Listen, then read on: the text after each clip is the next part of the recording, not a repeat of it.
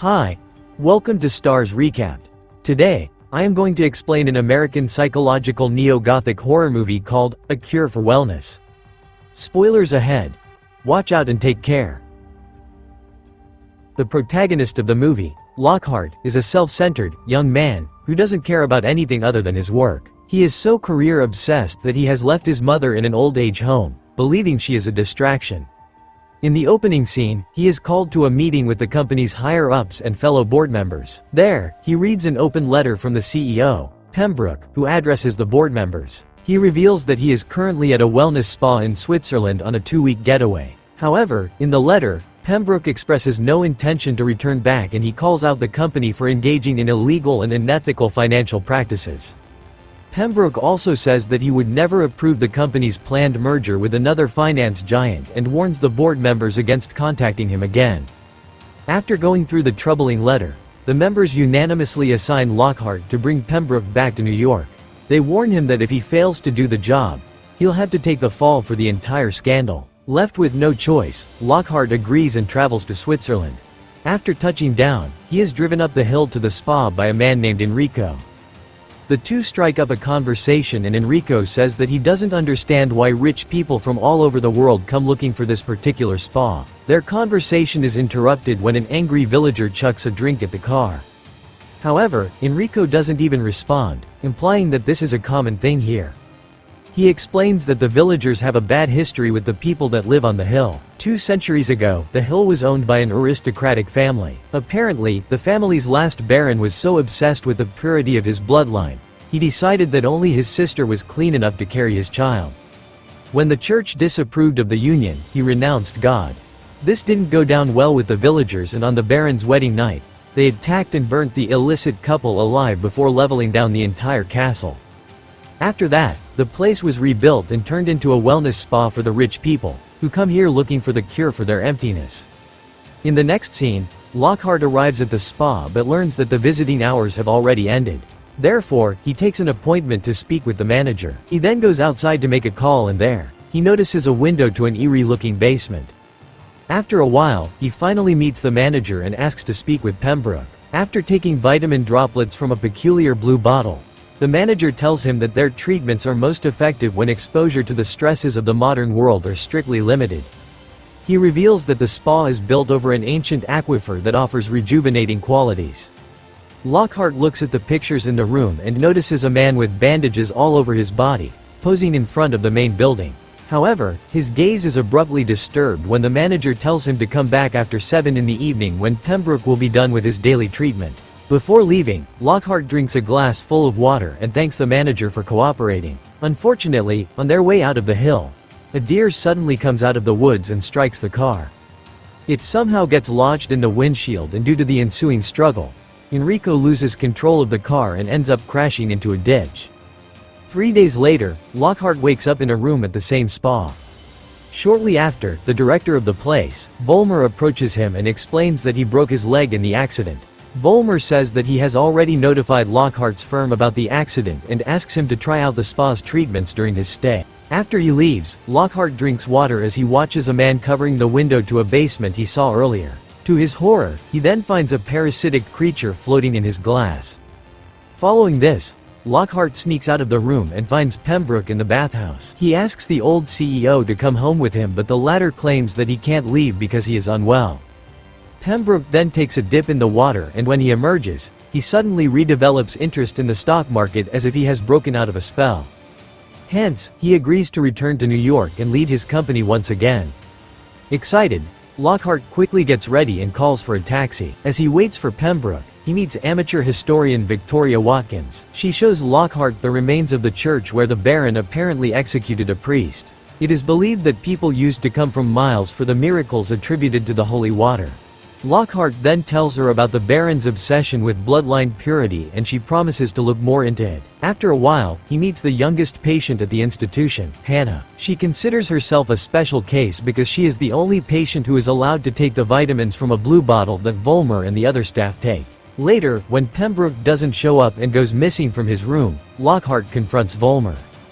The latter claims that Pembroke's condition suddenly deteriorated and he has been moved to the next stage of the treatment. Lockhart accuses him of lying and calls him out for deliberately making his patients sick to keep milking them for money. Just then, Lockhart's nose starts to bleed and he collapses. Dr. Vollmer takes him to his clinic for a few tests and there, Lockhart notices Hannah's picture on his desk. When asked about it, Vollmer claims that she's special to him because she experienced a serious trauma when she was very young.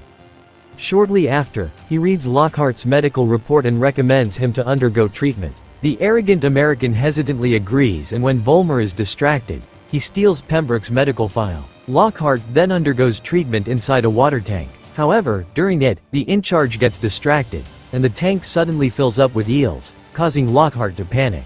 He tries to escape, but in the process, his breathing tube is pulled off by an eel. He almost drowns until the in-charge pulls him out of the water on time. Lockhart breathes a sigh of relief and complains about the eels, but to his astonishment, they have disappeared from the water. Lockhart then returns to his room and goes through Pembroke's file. Right then, when he looks through the window, he notices a man taking a patient into the former church. The next morning, Lockhart asks his historian friend, Watkins, about the church, but she doesn't know what it is used for now. Instead, she tells him that he was right about the Baron and his sister's illicit affair. However, the villagers didn't burn the place down because of that reason. It turns out that the Baron was performing sick and gruesome medical experiments on his peasants. The farmers started finding disfigured human bodies dumped in their fields, dried up like the mummies of Egypt. Fearing that they might be next, the residents of the village got together and killed the royal couple brutally. Once Victoria finishes saying the story, Lockhart figures out that the Baron was probably looking for a cure to treat the sick Baroness. Suddenly, a male nurse appears and whisks Watkins away for her treatment. Following this, Lockhart wanders around the place until he notices Hannah riding her bike. This gives him an idea.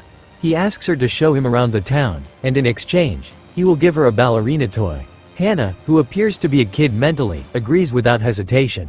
After a long and fun ride, they stop at a local tavern for some food. To Lockhart's delight, he finds Enrico there.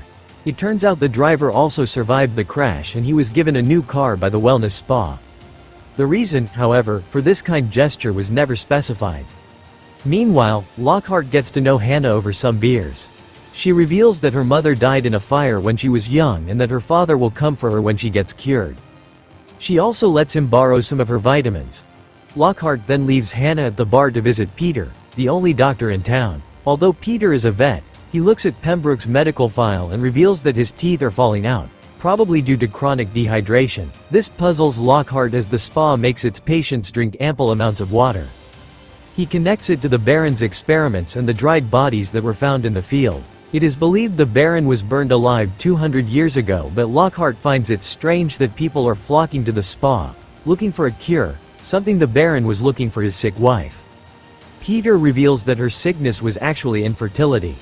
He then excuses himself to aid a dying cow.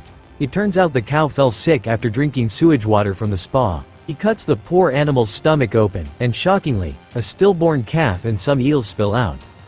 Lockhart then returns to the bar and calls his boss back in New York. To his astonishment, he learns that Vollmer had never informed his superiors about the accident. The boss then orders Lockhart to return to New York with Pembroke within the next 24 hours. Enraged, Lockhart confronts Hannah and asks her why no one is allowed to leave the spa. He also inquires about Pembroke's whereabouts and the blue bottle vitamin. The shy girl obviously won't answer any of it, and in a fit of rage, Lockhart gets into a fight with a patron. Unfortunately, things soon turn south and Lockhart is about to be killed. But Vollmer arrives in the nick of time and saves him. Without making a fuss, he then returns to the spa with the two patients. Later that night, Lockhart again sees the staff moving patients into the church. His tooth also starts to fall out and he reports it at the reception. When the nurse goes to fetch him some medicine, he goes through her file and locates Pembroke's room. On his way there, Lockhart comes across Watkins. He tells her that the Baron's experiments are happening again, and in return, she reveals that the Baroness wasn't infertile because she was pregnant at the night of the wedding. Before she was burned alive, the baby was cut out of her womb and thrown into an aquifer, but it survived. Later, Lockhart finds the room where Pembroke is supposed to be staying. To his shock, the old CEO and several other patients have been kept inside water tanks. Lockhart tries to free Pembroke but without success. Suddenly, Vollmer arrives there and catches him in the act.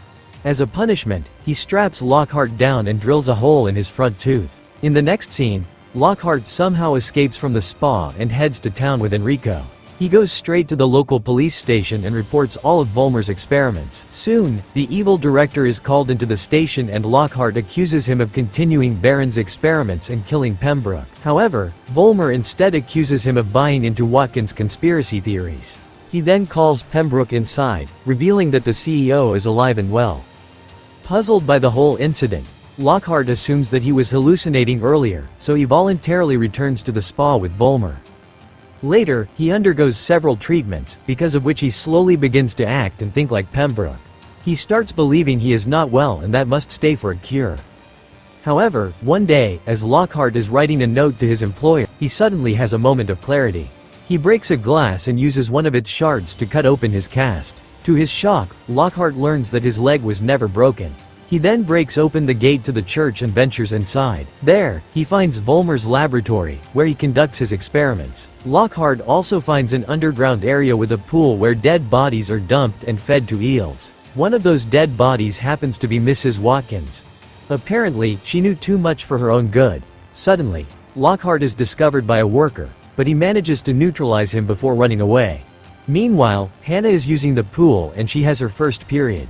Soon, eels start swimming near her in a perfect circle. For some reason, they don't harm her at all. However, Hannah panics and immediately gets out of the pool. She starts running through the rooms until she runs into Lockhart. The latter tries to explain what's going on, but a frightened Hannah hits him and runs away. Following this, she approaches Vollmer, who is having dinner with his patients. Lockhart also follows her and shouts at the top of his lungs that Vollmer is a liar and that he is deliberately making everyone sick by contaminating their water. Unfortunately, the patients don't believe him and instead gang up on him. Lockhart passes out and later, wakes up locked in a chamber. Soon, Vollmer approaches him and starts revealing everything. He mentions that the eels only live for a few years, but in the spa's aquifer, they live for as long as 300 years. But for humans, this same water is considered toxic, which explains why most of the patients are falling sick. However, centuries ago, the Baron found out that a proper filtration process could turn the water drinkable for even humans. This process was not a normal one though, as the filters were live humans, who had to go through a great deal of pain. The Baron obviously didn't care about any of it, so he sacrificed hundreds of unwilling peasants, until he was killed by the angry mob. After revealing all this, Vollmer forces a tube down Lockhart's throat, through which the creepy eels enter his stomach. They then filter out the vitamins from his digestive system, which apparently makes one immortal. Following this, Lockhart has his teeth fixed and he appears to be changed just like the rest of the patients, stuck in a delusion that he is unwell. Meanwhile, Vollmer gives Hannah a new dress and marries her. Now that she has experienced her first period, he wants to copulate with her and continue their bloodline. Back in his room, Lockhart again has a moment of clarity when he goes through Watkins' notes. He finds a portrait that was taken a while after the fire. He breaks the portrait and lo and behold, he notices the man with bandages holding hands with a little girl. She is none other than Hannah. It turns out Vollmer is the Baron and Hannah is his daughter. He somehow survived the fire, and lived for 2 centuries disguised as different personalities. All this while, he continued his experiments on the guise of running a wellness spa. He killed innocent people, extracted the vitamins from their digestive systems, and consumed it to remain immortal. He also gave it to Hannah, and this is the reason why she considers herself special. In the next scene, Vollmer brings her to a room and tries to do bad things to her. Fortunately, Lockhart arrives there just in time to stop him. This infuriates Vollmer and he finally reveals his scarred face. He then attacks Lockhart, but the latter ducks and sets the room on fire. In no time, the fire spreads toward the rest of the castle. Lockhart tries to free Hannah, but Vollmer attacks him and drags him to the edge of the eel pool in an attempt to finish him off. However, Hannah, who at this point has realized that her father is a monster, somehow frees herself and rushes to rescue Lockhart. Just in time, she strikes Vollmer with a shovel and shoves him into the pool, making him eel food. Lockhart and Hannah then escape just as the patients and staff flee the burning castle. They take Hannah's bike and ride away into the dead of the night. On the road, the duo runs into Lockhart's bosses, who have arrived to check up on the situation. They ask Lockhart about Pembroke, but he tells them that the old man is gone. They then tell him to get in the car, but he refuses. The movie ends as Lockhart continues riding away into the night, with a sinister grin on his face. This is my explanation for the movie, A Cure for Wellness. So, what do you guys think about the movie? Write in the comment, turn on the notification and leave a like to help the channel out. Thank you for watching.